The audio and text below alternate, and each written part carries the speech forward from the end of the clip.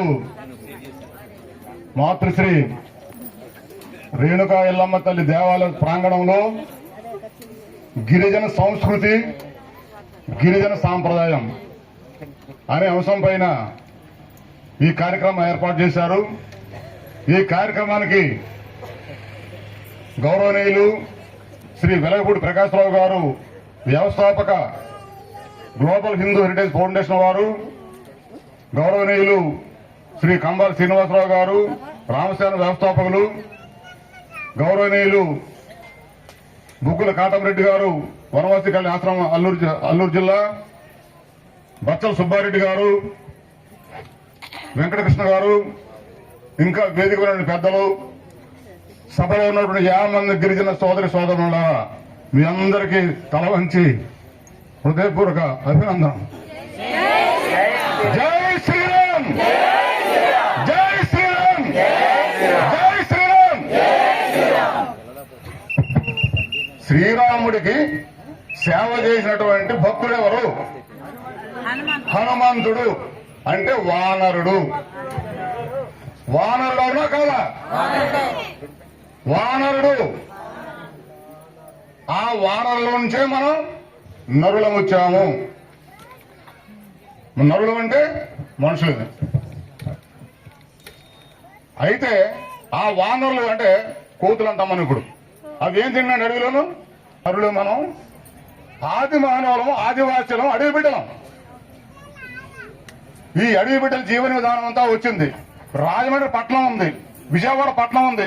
ఆ రోజున పట్టణాలు అయ్యి కాదే, ఎక్కడా కాదు. పరిస్థితుల్లో మనం తిరుగుతూ వస్తే ఆ రోజుల్లో మన గిరిజనులు ఏ పనులు చేశారు? మొట్టమొదట కొత్తగా వ్యవసాయం అదే కొండపోడు వ్యవసాయమే లేదు, కనిపెట్టలేదు. పోడు వ్యవసాయం చేసుకున్నారు. అదైనా గొప్పలతో, ఏ గొప్పం? కర్ర గొప్పమే, ఇనుప గొప్పం కూడా లేదు. ఇనుము లేదు కదా, చూడలేదు కదా మనం. బట్ట ఆపలే కట్టుకున్నారు ఇప్పుడు రోనాళ్ళు. ఈ పరిస్థితి మనం పెరుగుతూ కొండపోడులో జొన్న చేనేసుకున్నారు అనుకుందాం, విత్తనాన్ని సంపాదించిన ఏయోటి. కానీ ఈ కొండపోళ్ల కంటే ముందు అడవి దుంపలు తిన్నారు. దుంపల పేర్లు ఎంతమంది కానీ చేతులు ఎత్తండి. ఇటువంటి దుంపలన్నీ ఉన్నాయి. ఈ దుంపలన్నీ తిని మన గిరిజనులు బ్రతికారు. అడవి బిడ్డలు పాలించింది ముస్లింలు, తర్వాత బ్రిటిష్ వాళ్ళు, చోళరాజులు, కాకతీయులు, మౌర్యులు, వీళ్ళంతా చోళులు, వీళ్ళంతా కూడా తర్వాత వచ్చారు. ముందు పాలించిన వీళ్ళు. ఈ సందర్భంలో మనం చేస్తా ఉన్నాను నేను. మనం ఆచార వ్యవహారాలకు వచ్చినప్పుడు మన గ్రామంలో పెళ్లి అయితే పెళ్లి పాటలు పాడదామా పాడమా? అందరూ పాడతారు. పూర్వం మైకులు ఉన్నాయా? కరెంట్ ఉందా? ఏమి లేదు. మరి గిరిజనులు ఎవరు చెప్పారు పాటలు? వాళ్ళంతటా నేర్చుకుని కర్రల్నే వాయిద్యంగా పెట్టుకుని పాటలు పాడడం నేర్చుకున్నారు. వాయిద్యాలు లేవు, అప్పుడు డప్పులు లేవు, డోలాలు లేవు, కర్రల్లే పెట్టుకున్నారు వాయిద్యంగాను. ఈ రకంగా అభివృద్ధి చెందుకుంటా వచ్చారు మన వాళ్ళు. బ్రహ్మాండ పాటలు అయిపోయినాయి. కానీ ఆనాడు ఆదివాసీ మనం. అలాగే మా పండగలు చూసుకుందా చెప్పాను నేను. మొట్టమొదట పంట పండిన తర్వాత ఏ పండుగ చేస్తాం మనం? కొర్ర కొత్త పండుగ చేస్తాం. కొర్ర కొత్త పండుగ కొత్తగా పండి వంకాయలు తినకూడదు, కొత్తగా పండి బెండకాయలు తినకూడదు, కొత్త గోంగూర తినకూడదు. ఏదైనా పాత పప్పులు ఉంటే పప్పులు, ఇంకా తప్ప ఏమీ లేవు మనకి.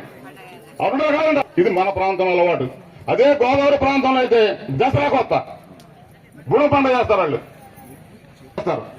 అదే ఇటు పాత కూడా గుర్తేసి వెళ్తే మరికొన్ని రకాల పండుగలు ఉన్నాయి.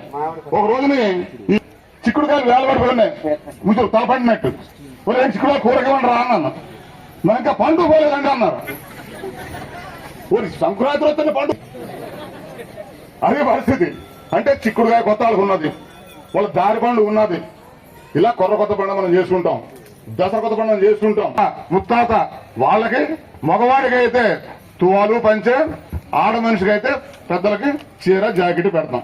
పెట్టి ఎక్కడ పెడతాం? ముందు శ్మశానానికి వెళ్ళి మనం ఎక్కడైతే పాట చేస్తారండి ఏమన్నా మొత్తం అది మన సాంప్రదాయం, మన సంస్కృతి. కానీ మన గిరిజన సంస్కృతి స్థానం వదిలేస్తున్నాం మనం. ఇది వదలొద్దు అంటాను నేను. ఇది వదలొద్దు. అది అయిపోయింది. అయిపోయిన తర్వాత ఇంకే పండుగ వస్తాయండి మనకి. పెళ్లి పాటలు పడితే బ్రహ్మాండంగా పాడతారు, ఇంకోసారి ఇంకోలా పాడతారు. ఇది చేస్తారు. కానీ నేను వాట్సాప్ లో చూస్తున్నాను ఆడవాళ్ళతో సైతం వెళ్తున్నారు కొన్ని ప్రాంతాల్లో. అది మా సాంప్రదాయం. అంటే ఈ రాజుల పండుగలు కానీ పప్పు పండుగలు కానీ ఇవి చేస్తున్నాం మనం. అదే గంగాదేవి పండుగ ఉంది, అమ్మవారి పండుగలు. రావి చెట్టు కిందో ఏదో చెట్టు నిష్టలు ఉంటాయి రాళ్ళు. ఆ రాళ్ళకే పసుపు రాసి కుంకుమ పెట్టి బొట్టు పెట్టి కోణి కోసం మనం గిరిజనులని ఇవి చేస్తున్నాం మనం. అవి పెట్టుకున్న తర్వాత పండుగ యూజ్ అయిపోద్ది. తర్వాత ఏ పండుగ చేస్తాం మనం? ఏవి లేనిది ఎవరు లేరు. భూదేవి పండుగ లేకపోతే భూదేవి లేకపోతే ఎవరు లేరు. భూదేవి పండుగ బయట వారు ఎవరు చేయడం లేదు. చేయకపోతే వాళ్ళ ఇష్టం, వాళ్ళ సాంప్రదాయం అది. కానీ ఇది గిరిజన సంస్కృతి గిరిజన సాంప్రదాయం మీటింగ్ కాబట్టి చెప్తున్నామాట. నేను లేదు చెప్పండి, నేను ఇది రాజకీయం ఏది కాదు కాబట్టి నా మాట చెప్పండి. నేను భూదేవి పండుగ చేస్తారు. భూమి లేకపోతే మనం ఉన్నామా? భూదేవికి ముందు దండం పెట్టుకోవాలా. అందుకేం చెప్తారు ఈ శాస్త్రంలో, పొద్దున్నే మనుషులు లేకగానే భూదేవి దండం పెట్టమంటారు. శ్రీహరి శ్రీహరి శ్రీహరి 3 సార్లు అని దండం పెట్టమంటారు భూదేవి. భూదేవి దండం పెట్టేసినా బయటకు రావాలి మనం. ఎంతమంది చేస్తారు? తెలియదు, ఎవరికి చేయరు. చేస్తే సంతోషం, చేసి నిత్యకృత్యాలు చేసుకోండి. అంటే పసుపు కుంకుమ పండుగలు వాడతాం. ఎప్పుడు వచ్చింది విద్య? విద్య ఎప్పుడు, చదువులు ఎప్పుడు వచ్చినాయి మనకి? బ్రిటిష్ కాలంలోనే వచ్చినాయి స్కూల్స్, ఎయిడెడ్ పాఠశాలలో. అంతే కదండి? అంటే మీ టీసీ మీద ఏం రాశారు? కులం హిందూ అని రాశారండి. ఆ పాట బడి చెప్పిన పంతులు ఎవరు? గుంటూరు నుండో విజయవాడ వచ్చినటువంటి క్రిస్టియన్ మాస్టర్. ఆయన ప్రార్థన చేసిన పాఠం. వారు హిందువు అవునంటారా కాదంటారా? పసుపు కుంకుమ ఎక్కడ వాడుతున్నామో అది హిందువు. హిందువు తప్ప వేరే వాడు వాడరు. మనకు జబ్బు వస్తే కొబ్బరి నుండి ప్రార్థన చేసి మనకి ఇచ్చి రాసుకుని తగ్గి సనాతనం అంటే మా మతం అనేది నేను తెలియజేస్తా ఉన్నాను. అలాగే మనకు యుగాలు 4 యుగాలు అవునంటారా కాదంటారా? కృతయుగం, త్రేతాయుగం, ద్వాపర యుగం, కలియుగం. కలియుగం వచ్చి 5,000 సంవత్సరాలు ఉన్నారు. ఇంత కంబా శ్రీనివాసరావు గారు ఏదో వస్తువు కొంతకాలం ఎక్కువగా ఉందని చెప్పి వాళ్ళను తల్లిదండ్రులు వివాహం చేయుట, అట్టిచో రాజవైభవంగా పెళ్లి కుమారునికి ఇంటికి తరలిపోవుట, బ్రాహ్మణ మిత్రులను సమక్షంలో వివాహం చేస్తారు. ఇది సాంప్రదాయం. 8 విధాలుగా ఉంది. నేను 4-5 చెప్పాను. కానీ ఇంకా ద్వాపర యుగంలో కానీ ఉన్నాము. కాబట్టి ఆనాడు గిరిజన ఒకవేళ బట్టలంటూ ఏం కట్టుకున్నాడు? మనకి ప్యాంట్లు ఉన్నాయా? అప్పుడు షర్ట్లు ఉన్నాయా? బనీళ్ళు ఉన్నాయా? ఏ పెట్టారు మనం చూడండి. పంచకట్టు, తలకసీగా, ఒక తువాలు. పెళ్లికి వెళ్ళినా దినానికి వెళ్ళినా శ్రీకృష్ణుడు చొక్కా తిరిగాడా? దుర్యోధన చొక్కా తిరిగాడా? ధర్మరాజు చొక్కా తిరిగాడా? ఎవరు స్వయం అడుగుతున్నాను. శివుడు ఎక్కడ పుట్టాడు చెప్పండి? అడవిలో పుట్టాడు శివుడు. అడవిలో పుట్టాడు లేదా? పర్వతాల్లో పుట్టాడు. గిరిజన ఇది మన సాంప్రదాయం. అంటే కలిసి విష్ణువు యొక్క శిరసు నుండి బ్రాహ్మలు, భుజం నుండి క్షత్రియులు, బొడ్డు నుండి వైశ్యులు, కాళ్ళ నుండి శూద్రులు. మనమంతా శూద్రులు చెప్పింది. శూద్రజాతి. శూద్రజాతిలో అడవి బిడ్డను మన ఆచారాలు ఏమి మానడానికి వీలు లేదు. ఖచ్చితంగా చేసుకోవాల్సిందే. ఆ రోజుల్లోనూ మీరు చూడండి, కుంతి కుమారుడు, మొదటి కుమారుడు ఎవరండి? కర్ణుడు. ఏ వివాహంతో పుట్టాడండి? గాంధర్వం. సూర్యుడికి కుంతికి. అవునంటారా కాదంటారా? భూమి, అగ్ని, గాలి, నీరు, ఆకాశం. ఈ 5 లేకపోతే మనం బతకగలమా? బతకలేం. నీరు లేకపోతే ఉండగలమా? గాలి లేకపోతే 5 నిమిషాలు ఉండలేం. నీటిని గంగమ్మ తల్లి అంటాం. అగ్నిదేవుడు అంటాం మనం. ఇలా ప్రతి దాన్ని కూడా ఒక దేవుడు పూజించుకున్నాం మనం. చెట్టు, వేప చెట్టు కనబడితే లక్ష్మీదేవి అంటాం. రావు చెట్టు కనబడితే బ్రహ్మ విష్ణు మహేశ్వరులు అంటాం మనం. అసదృక్షం అంటాం మనం. ఈ విధంగా అందరినీ పూజ చేస్తాం మనం. నిజమైన అడవి బిడ్డలము, నిజమైన పూజలు చేసేది ఆచారం మొట్టమొదటి గ్రంథాల్లోంచి, యుగాల నుంచి చారిత్ర ఆశ పాటించేది ఒక గిరిజనులు మాత్రమే. ఇది భూదేవి పండుగ. జై గిరిజన, జై జై గిరిజన, జై గిరిజన, జై జై గిరిజన, జై శ్రీరామ్, జై శ్రీరామ్, జై శ్రీరామ్. అందుకనే మీ అందరు మనం చేస్తున్నాను. మీకు పుట్టబోయే బిడ్డలకి భారతంలో ఉన్న పెద్దల పేర్లు కానీ, రామాయణంలో ఉన్న పెద్దల పేర్లు కానీ, త్రేతాయుగంలో కృతయుగంలో ఉన్నటువంటి పెద్దల పేర్లు కానీ పెట్టి మన హైందవ జాతి గౌరవాన్ని కాపాడమని మిమ్మల్ని కోరుతున్నాను నేను. అయితే మన పంచభూతమే దేవాలయం, ప్రజలే దేవుళ్ళు, ఐదుంటి పూజిత మనమే. చూసుకోండి తేడా, అంతకంటే ఎక్కువ చెప్పాను నేను పార్టీ గురించి. కాకపోతే హైందవ సంవత్సరం చేస్తాం, మిగతా కూడా ఒక్కో రోజు చేస్తాం. మీ అందరికీ విజ్ఞప్తి చేసుకుంటూ ఈ అవకాశం ఇచ్చినటువంటి మీ అందరికీ ఒకసారి శిరస్సు జై శ్రీరామ్, జై శ్రీరామ్, జై జై శ్రీరామ్, జై శ్రీరామ్, జై రేణుగల్లమ్మ తల్లి, జై రేణుకలం, జై రేణుగల్లమ్మ తల్లి, జై జై రేణుకలం, రేణుగల్లమ్మ తల్లి. జై రేణుకలం. నమస్కారం. జై శ్రీరామ్. చాలా చేశారు. మనం ఈ సభ ఏర్పాటు 1813లో వచ్చింది అని చెప్పి ఒక ఆయన జీలుమెల్లి నుండి జంగారెడ్డిగూడెం, ఎర్నగూడెం, పోలవరం, పాపికొండ వరకు పర్యంతం ఆయన ఉద్యమం చేయడం జరిగింది. ఆయన కూడా ఉన్నది పేర్లు. ఎందుకంటే మన వాళ్ళు ఉత్తరాది వారి పేర్లు చెప్తున్నారని మన ప్రాంత పేర్లు చెప్పడం లేదు.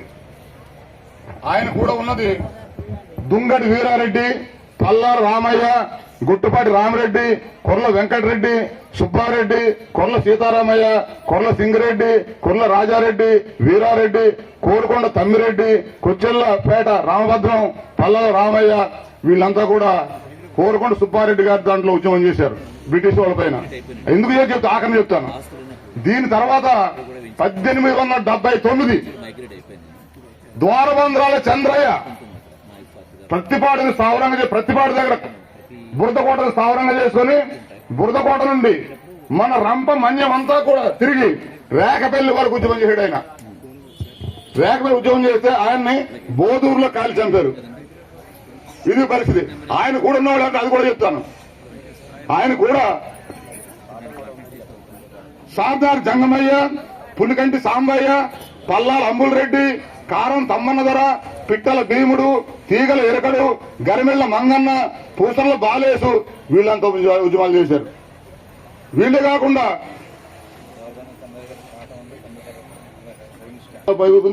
బొమ్మ విగ్రహం ఉంది. అలాగే ఏ క్లాస్ అండి రెవెన్యూ స్టాంప్ కూడా ప్రభుత్వం చేసింది. Postal stamp. అలాగే ద్వారబంధ చంద్ర గారిది 9వ పాఠం కూడా ప్రభుత్వం ప్రవేశపెట్టింది.